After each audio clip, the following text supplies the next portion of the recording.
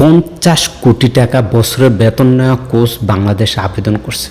যারা আবেদন করছে প্রায় 300 কোচ, তাদের মধ্য থেকে সবার উপরে তার নামটি থাকবে। এই কোচের অধীনে ওয়েলস টিম তারা 117 নম্বর র্যাঙ্কিং থেকে ফিফা র্যাঙ্কিংয়ে 8 নম্বরে নিয়ে আসে একটা দল, এবং এই ওয়েলস টিম ইউরো সেমিফাইনাল পর্যন্ত খেলছে এই কোচের অধীনে। চীনের একটি ক্লাব থেকে এই কোচ বছরে 35 লাখ পাউন্ড বেতন নিতেন, যা বাংলাদেশি টাকায় 50 কোটি টাকা। এই কোচ হচ্ছেন কিস কোলম্যান।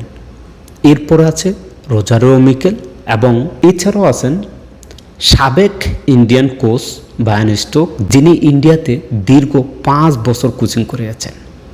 আর এই 3 জন কোচের নাম একেবারে বাংলাদেশে 300 জন কোচ যারা আবেদন করছে তাদের থেকে হাই প্রোফাইল। আর বাফুফে থেকে গুঞ্জন শোনা যাচ্ছে যে এই 3 জনের থেকে যে কোনো একজনকে নেওয়া হবে, তবে বেশিরভাগ বাংলাদেশের যে সিন্ডিকেট, সেই সিন্ডিকেটের এক অংশ চাচ্ছে যে ইন্ডিয়ার সাবেক কোচ ব্রায়ান স্টোককে নেওয়ার জন্য, আবার এক অংশ চাচ্ছে যে রোজারিও মিকেলকে নেওয়ার জন্য। এই যে 2 জনের মধ্যে পাঙ্গা, এবং আমরা চাচ্ছি, আমরা যারা সাধারণ পাবলিক আছি, জনগণ আছি, আমরা কিন্তু কিস কোলম্যানকেই চাচ্ছি।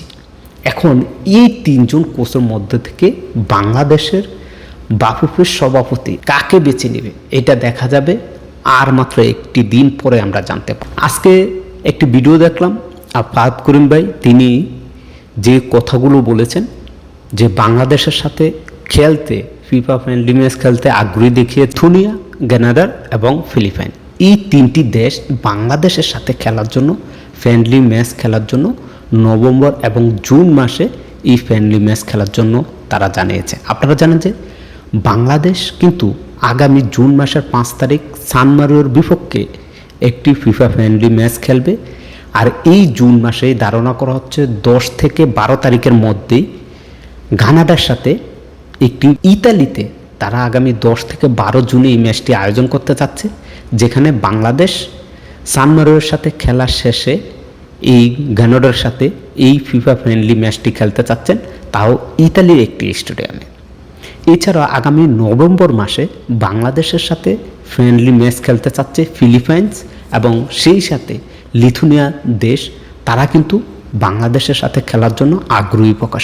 বাংলাদেশের মার্কেট ভ্যালু যদি আমরা দেখি, সেক্ষেত্রে মাত্র 8.23 মিলিয়ন, যেটা এশিয়ার সর্বোচ্চ বলেন। ইন্ডিয়ার থেকেও সবচেয়ে হাই কোয়ালিটি এখন বাংলাদেশের টিমের মার্কেট ভ্যালু, শুধুমাত্র এক হামজার জন্য।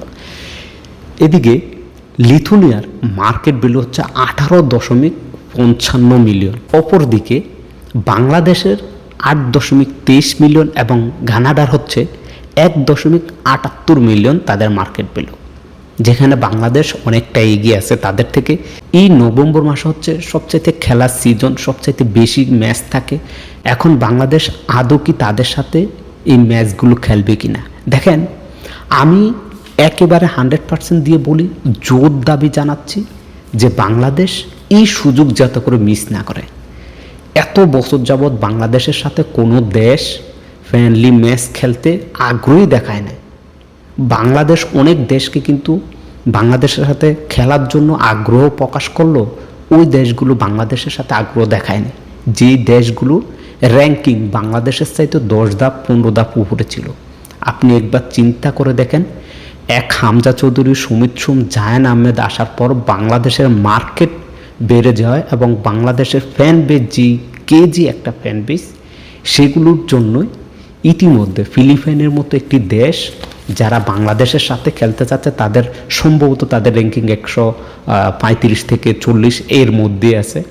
এরপরে আপনি দেখেন লিথুয়ানিয়ার মতো একটি দেশ ইউরোপের, তারাও বাংলাদেশের সাথে খেলতে আগ্রহী প্রকাশ করছে। এছাড়াও আপনি এখন দেখেন কানাডার মতো একটি দেশ, তারাও বাংলাদেশের সাথে আগ্রহী দেখাচ্ছে, এবং সান মারিনোর সাথে তো এই 5 তারিখে বাংলাদেশের একটি ম্যাচ আছে। এই সুযোগগুলো বাফুফে যাতে করে কোনোভাবে মিস না করে, এটা আমার রিকোয়েস্ট। ভিডিওটা শেয়ার করে দেন, আপনারাও যাতে করে এটা নিয়ে একটি আওয়াজ তুলতে পারেন যে বাফুফে যাতে করে এই সুযোগগুলো কোনোভাবে মিস না করে।